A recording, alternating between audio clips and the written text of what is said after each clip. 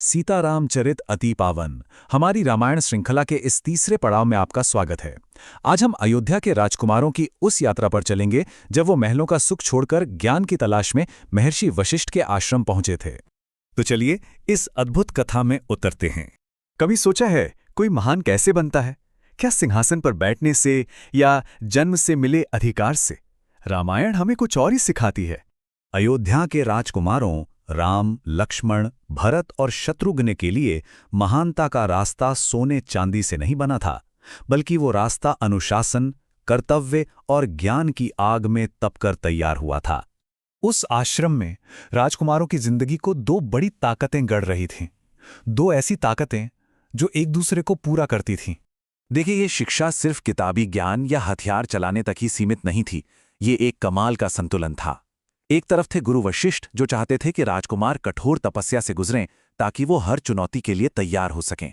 तो दूसरी तरफ थी गुरु माता अरुंधति, जो उन्हें भावनाओं की कोमलता सिखाना चाहती थीं। और यही सोच थी गुरु माता अरुंधति की। उन्होंने गुरु वशिष्ठ को समझाया कि राजकुमारों को कर्तव्यनिष्ठ तो बनाना है, पर उन्हें भावनाओं से खाली पत्थर नहीं बनाना। इस तरह एक ऐसी शिक्षा की नींव रखी गई जहां कर्तव्य की कठोरता और करुणा की कोमलता साथ साथ चलती थी। तो ये तो हुई बाहर के अनुशासन की बात, लेकिन राजकुमारों को इससे भी गहरा ज्ञान दिया जा रहा था। एक ऐसा ज्ञान जो खुद के अंदर के ब्रह्मांड के दरवाजे खोलता है। गुरु वशिष्ठ ने उन्हें सिखाया कि ये जो इंसान का शरीर है ना, ये सबसे कीमती चीज है। कोई भी हो, किसी भी जाति या रंग का, हर शरीर के अंदर आध्यात्मिक और मानसिक शक्तियों का खजाना छिपा है। इसे मुक्ति का द्वार कहा जाता है। बस इसके अंदर सोई हुई शक्तियों को जगाना पड़ता है। और उन शक्तियों को जगाने का रास्ता था ये। गुरु वशिष्ठ ने उन्हें शरीर के 7 चक्रों का वो ज्ञान दिया, जिसे कुंडलिनी जागरण कहते हैं। ये सफर शुरू होता है सबसे नीचे मूलाधार चक्र से, जहां कुंडलिनी शक्ति सोई रहती है। फिर गुरु की कृपा से ये शक्ति जागती है और स्वादिष्ठान, मणिपुर, अनाहत से होते हुए आखिरकार सहस्रार चक्र तक पहुंचती है, जहां इंसान को परम ज्ञान यानी समाधि मिल जाती है। लेकिन इतनी बड़ी शक्ति के साथ एक बहुत बड़ी जिम्मेदारी भी आती है। गुरु वशिष्ठ ने साफ साफ चेतावनी दी कि ये साधना बिना गुरु की देखरेख और आज्ञा के कभी नहीं करनी चाहिए, क्योंकि अगर कोई भटक गया तो वो इस शक्ति का इस्तेमाल तबाही के लिए कर सकता है और अंत में खुद को ही खत्म कर बैठता है। तो इस अंदर की एनर्जी को कंट्रोल करने का तरीका क्या था? वो था योग। और हां, ये सिर्फ शरीर को मोड़ने वाला व्यायाम नहीं है, जैसा आज कई लोग समझते हैं। राजकुमारों को इसका असली मतलब सिखाया गया। योगश्चित्त वृत्ति निरोधा, मतलब मन में उठने वाली अनगिनत लहरों को शांत करना। क्योंकि जो अपने मन को साध लेता है, वो सब कुछ साध लेता है।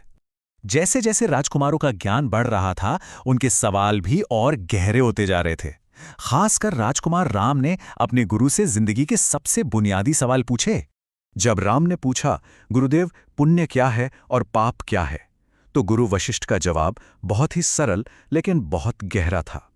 उन्होंने कहा, किसी भी जीव का दुख कम करना पुण्य है और किसी को दुख देना पाप। बस यही धर्म और अधर्म का सार है। लेकिन बात यहीं खत्म नहीं हुई। गुरु वशिष्ठ ने एक और भी गहरा राज खोला। उन्होंने समझाया कि पाप और पुण्य असल में दोनों ही जंजीरें हैं, एक लोहे की तो दूसरी सोने की, पर हैं दोनों जंजीरें हैं जो आत्मा को इस दुनिया से बांधे रखती हैं। असली आज़ादी यानी मोक्ष तो इन दोनों से ऊपर उठने में है। तो फिर सवाल उठता है कि कोई आज़ाद कैसे हो? इसका रास्ता है निष्काम कर्म, मतलब अपना काम करो पर उसके नतीजे से मत जुड़ो। जब इंसान मैंने किया वाला घमंड छोड़ देता है और सिर्फ अपना कर्तव्य निभाता है, तो वो कर्म के बंधन से अपने आप छूट जाता है। सालों के इस कठिन पढ़ाई के बाद आखिरकार वो दिन आया जब राजकुमारों की शिक्षा पूरी हुई। ये उनके दीक्षांत समारोह का समय था, जब उन्हें अपने गुरु से आखिरी सीख मिलनी थी।